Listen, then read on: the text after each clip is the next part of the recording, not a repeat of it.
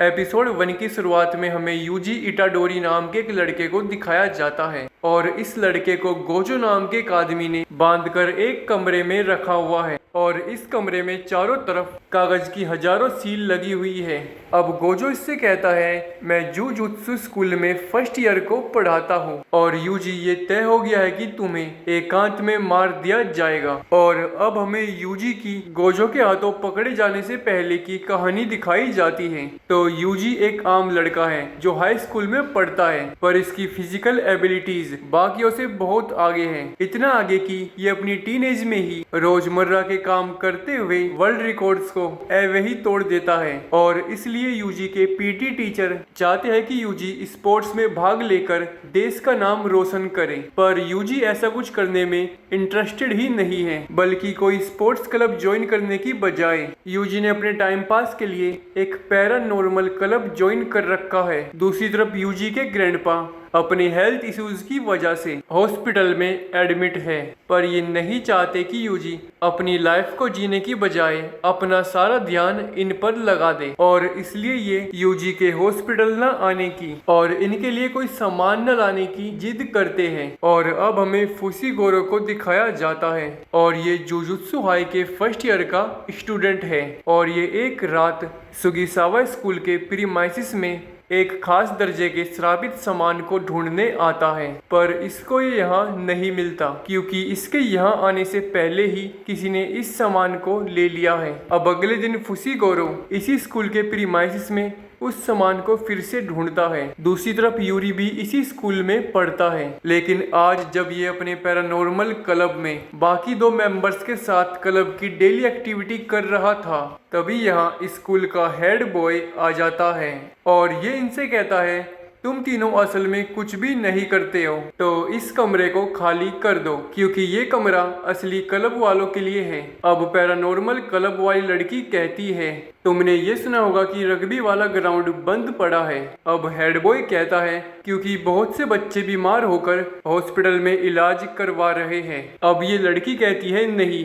असल में रग्बी के ग्राउंड से रहस्यमयी आवाजें आ रही थी और छानबीन करने पे मुझे पता चला कि 30 साल पहले कंस्ट्रक्शन के दौरान वहां पर एक आदमी मर गया था और उसकी आत्मा को कभी मुक्ति नहीं मिली, तो वो आज भी वहां पर हंगामा करती है। अब हेड बॉय कहता है, असल में बड़ी जुओं की वजह से वो सब लोग बीमार पड़े हैं, पर अब यहाँ स्कूल के पीटी टीचर आते हैं और ये यूजी से कहते हैं, यूजी मैंने तुम्हारा नाम स्पोर्ट्स क्लब में डाल दिया है क्योंकि नेशनल लेवल जीतने के लिए हमें तुम्हारी जरूरत है। अब यूजी कहता है, मुझे आपको कितनी बार मना करना पड़ेगा, और अब दोनों में बहस होती है और फैसला ये होता है कि अगर यूजी आज पीटी टीचर को हरा देगा तो फिर ये यूजी को स्पोर्ट्स क्लब ज्वाइन करने के लिए नहीं कहेंगे। और ये मैच था शॉट पुट का और यूजी इसमें पीटी टीचर को हराता हुआ आसानी से वर्ल्ड रिकॉर्ड भी तोड़ देता है। और ये देखकर तो फुसीगोरो भी हैरान था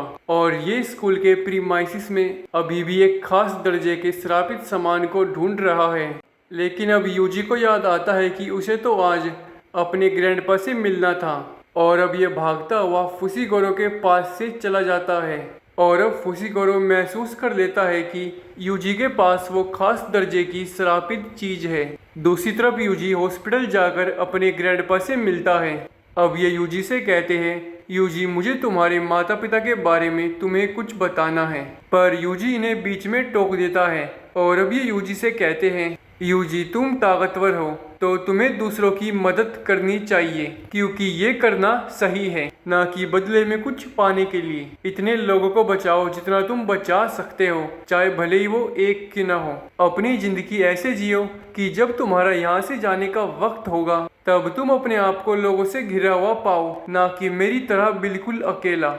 और ये आखिरी बातें कहकर यूजी के ग्रैंडपा मर जाते हैं। लेकिन थोड़ी देर बाद ही यहाँ फुसीगोरो आ जाता है और ये यूजी को फोटो दिखाकर उस खास श्रापित चीज के बारे में पूछता है। अब यूजी कहता है, हाँ इसको तो मैं लौटा देता, पर ये अभी मेरे दोस्तों के पास है। अब फुसीगोरो कहता है, हर साल जापान में हजारों लोग श्रापित चीजों की वजह से मरते हैं और ये श्राप पैदा होते हैं इंसानों के नेगेटिव इमोशंस से। और भीड़ भाड़ वाली जगहों पे नेगेटिव इमोशंस ज़्यादा होते हैं, जैसे स्कूल्स और हॉस्पिटल्स। तो इसलिए श्रापित चीज़ों को ऐसी जगहों पे छिपाया जाता है ताकि उनकी नेगेटिव एनर्जी की वजह से उनको आसानी से ढूंढा ना जा सके। और ऐसी ही एक श्रापित चीज को तुमने खेल खेल में ढूंढ लिया और वो एक बहुत खतरनाक श्रापित चीज है, तो उसको जल्दी से मुझे लौटा दो, इससे पहले कोई मर वर जाए। और अब यूजी से जिस डब्बे में वो श्रापित चीज थी वो इसको दे देता है।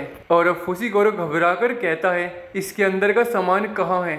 अब यूजी कहता है जैसा मैंने पहले ही कहा था वो मेरे दोस्तों के पास है और शायद वे लोग आज रात स्कूल में उसकी सील उतारेंगे। अब फुसीगोरो कहता है वे लोग मरने वाले हैं। और अब ये सुनकर यूजी फुसीगोरो के साथ हॉस्पिटल से भागता हुआ स्कूल आने लगता है। दूसरी तरफ स्कूल में यूजी के दोनों दोस्त उस श्रापित चीज की सील उतार देते हैं और ये दोनों देखते हैं कि ये असल में एक उंगली है। पर ठीक इसी समय इनके ऊपर कई सारे श्राप हमला कर देते हैं। पर इससे पहले श्राप इन दोनों को मार डालते फुसीगोरो और यूजी स्कूल के बाहर पहुंच जाते हैं। अब फुसीगोरो यूजी से यहीं पे रुकने के लिए कहता है क्योंकि आगे बहुत खतरा था। पर फुसीगोरो के स्कूल के अंदर जाते ही यूजी को अपने ग्रैंडपा की आखिरी बातें याद आती है कि यूजी तुम ताकतवर हो तो दूसरों की मदद करो। तो अब यूजी स्कूल की खिड़की तोड़कर स्कूल के 4th फ्लोर पर घुस जाता है और एक श्राप जो इसके दोनों दोस्तों को मारने ही वाला था ये उसको पीटकर अपने दोनों दोस्तों को उससे छुटा लेता है। और ठीक इसी समय फुसीगोरो अपनी श्रापित एनर्जी से उस श्राप को मिटा देता है। पर इससे पहले कि ये दोनों यहाँ से जा पाते एक ताकतवर श्राप उस उंगली को खाने के लिए यहाँ पर आ जाता है और ये श्राप तो फुसीगोरो पे भी भारी पड़ रहा था। अब यूजी इसकी मदद करने की कोशिश करता है पर फुसीगोरो इसको बताता है कि बिना श्रापित एनर्जी के तुम किसी श्राप को नहीं मार सकते हो। अब यूजी कहता है पर अगर मैं इससे नहीं लड़ूंगा तो ये तुम्हें मार डालेगा। और अब यूजी उस श्रापित उंगली को निगल लेता है और ये उंगली थी सुकुना की।